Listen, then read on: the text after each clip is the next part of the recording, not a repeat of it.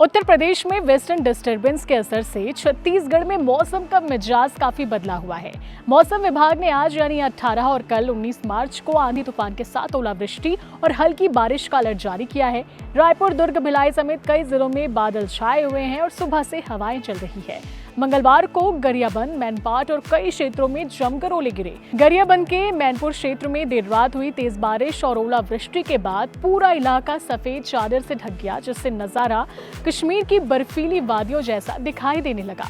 ओलावृष्टि इतनी तीव्र थी कि गांव के साथ साथ आसपास के जंगलों में भी ओलों की मोटी परत जम गई। इसी के साथ अगले 3 दिनों तक सरगुजा संभाग में बारिश और ओले का अलर्ट जारी किया गया है। प्रदेश में अधिकतम तापमान सामान्य से 2 से 3 डिग्री सेल्सियस ऊपर बना हुआ, लेकिन अगले 4 दिनों में इसमें 3 से 5 डिग्री की गिरावट आने की संभावना है। लेकिन इस मौसम के बीच भी सबसे अधिक तापमान दुर्ग में 37 डिग्री के साथ दर्ज किया गया। इस मौसमी बदलाव का असर आम लोगों और किसानों दोनों पर पड़ सकता है।